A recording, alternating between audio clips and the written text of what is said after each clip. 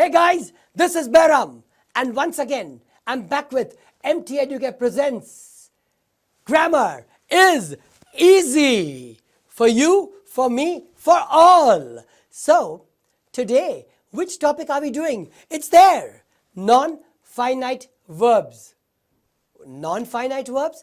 Yes, today we are doing pig. Pig? Okay, let me explain this to you. Verbs are divided into finites and non-finites. Today, we are not doing the finite verbs. Though, during this class, I shall explain to you what are finite verbs and how are they different from non-finite verbs. Today, my friends, we are doing the non-finite verbs. And the non-finite verbs can be divided into participles, infinitives, and gerund. And that's why we had the PIG. Not what you thought, my friends. So, let's move ahead with this topic. Which are the questions that you could be asked?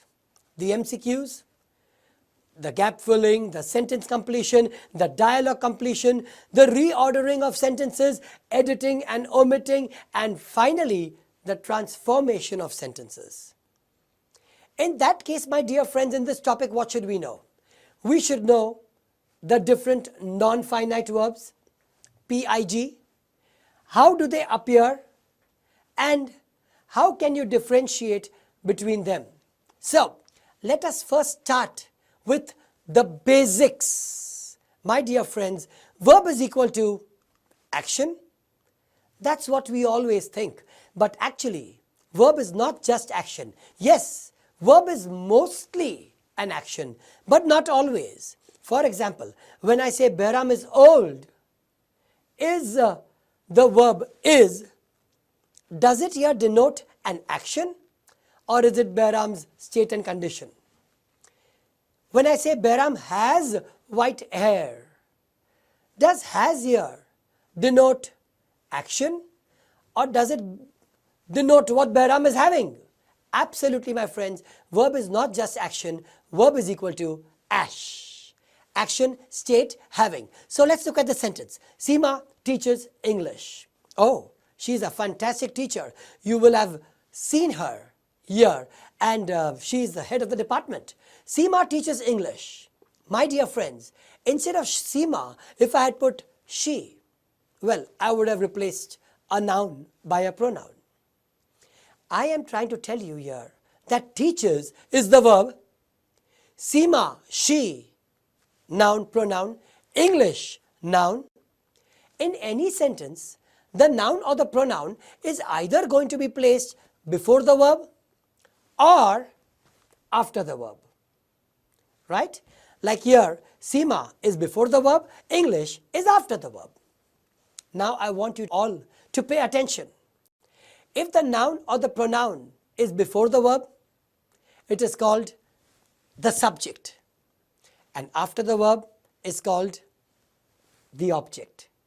So in this sentence, Seema is very much the subject, she could very much be the subject, and English is the object.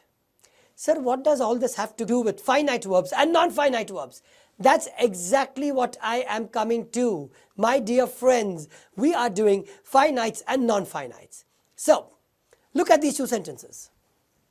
Behram fainted and died. Not so soon. While running, he fell. Always. Okay. My friends, we are going to try and pick out the verbs in these two sentences. In sentence number 1, Behram fainted and died. Fainted, died. In sentence number 2, while running he fell. Running, fell. Now, my dear friends, can you see that he? Behram fainted and died. Fainted has a subject preceding it.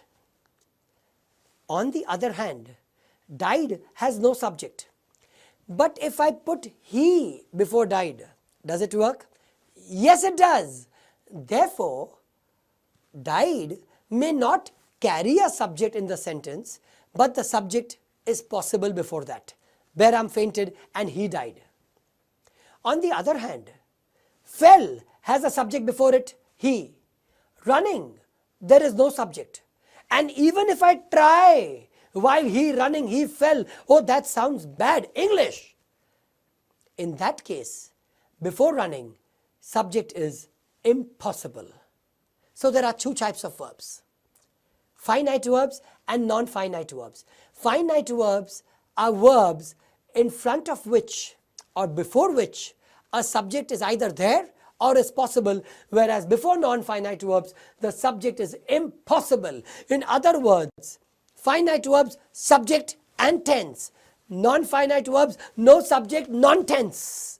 Non-tense, no tense. And today, we are not doing finite verbs, as I said. We are doing non-finite verbs. So the first question, can you identify and differentiate a non-finite verb from a finite verb? Absolutely. Finite verb, subject, tense. Non-finite verb, no subject, non-tense. Clear? Here we move on. The non-finite verbs, as I told you, P, I, G. Are we ready, my friends? Here we are. By the time I finish with this little module, fantastically interesting module, I am assuring you, my friends, you will be able to answer all these three questions. And once you can answer these three questions, then all the questions that can come in your exams will be easy stuff. Identify the non-finites and state their kind. Rewrite using a participle, infinitive or a gerund, and state the word class of the underlined word. Let's have a look at participles, infinitive, gerund. Look at the infinitives. They are the easiest 2+ verb. To run, to play, to walk, to eat, to sleep, all come under the same category, infinitives. Now, look at participles. You have present participles and you have past participles. Every single verb, look at the table right next to me. Every single verb has a present participle which always ends in ing. And every single verb has a past participle which ends in either en or ed or any or t. As you can see here, speak, speaking, give, giving, finish, finishing, do, doing, sleep, sleeping. For the same verbs, the past participles, spoken, given, finished, done, slept. Perfectly easy for us to understand. Now, my dear friends, look at gerund. Gerund is also verb plus ing. Present participle is also verb plus ing. Question, sir, how do we differentiate? Very, very simple. Gerund is a verb plus ing noun. Gerund answers what to the verb? Sir, examples. Here, he loves swimming. Swimming. He loves what? Swimming. Swimming is the gerund. Look at the next example. Running on a jogging track is fun. Here you have two ings, running and jogging. Tell me, what is fun? Running is fun or jogging track is fun?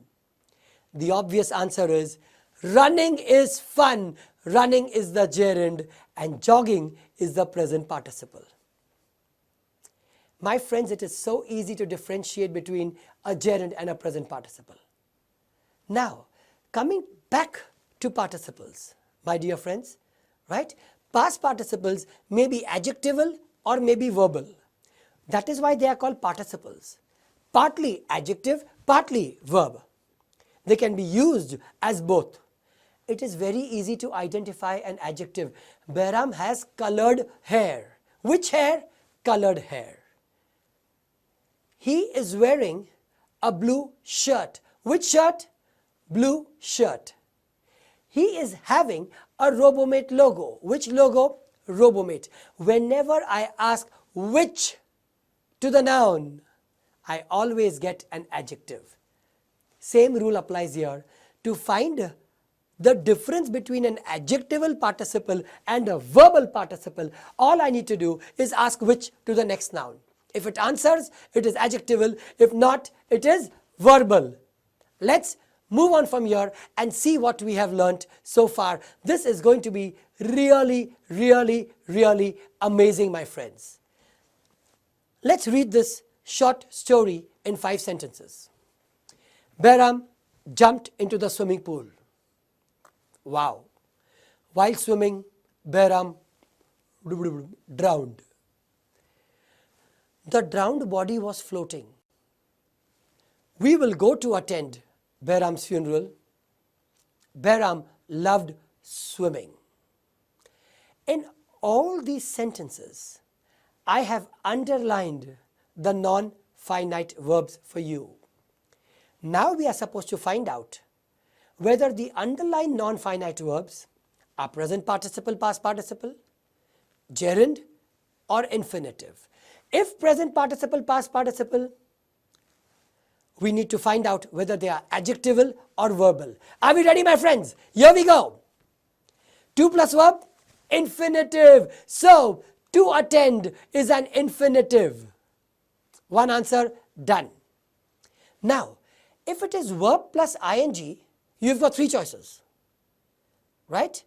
And that is, it can either be an adjectival present participle, or it can be a verbal present participle, if neither, a gerund.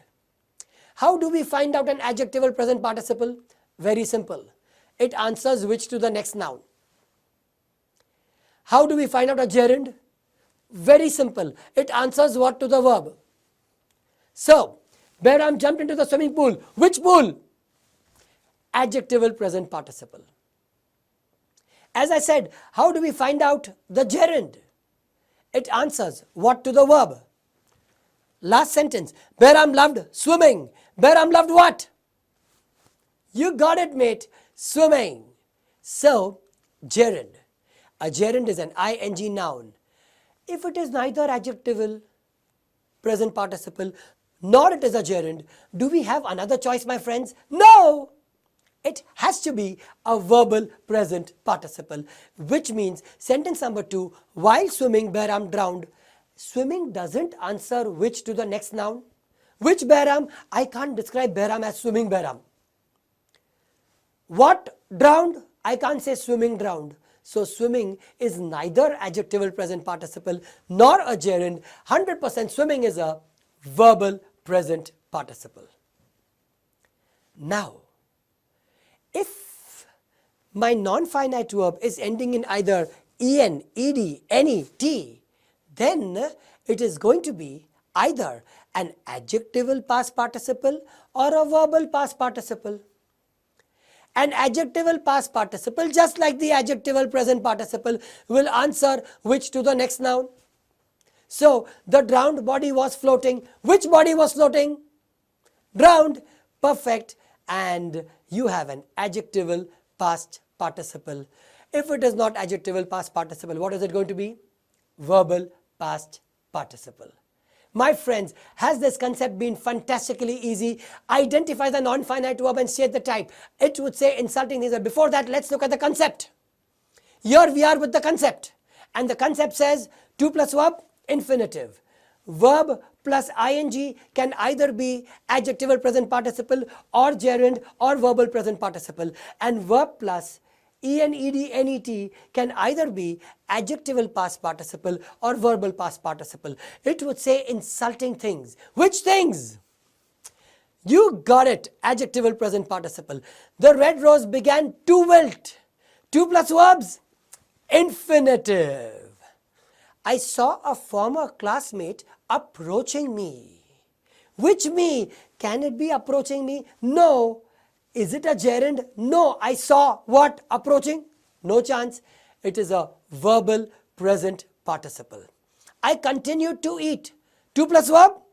Infinitive. And coming to the last one, I have difficulty in concentrating. I have difficulty in what? Concentrating. And that is a gerund. So my friends, here we are. We are done with this concept. Non-finite verbs are done. I am sure, I assure you, you can go ahead and answer any question in non-finite verbs. As usual, you and I, along with MT Educare and Robomate, we are rocking. Thank you so much.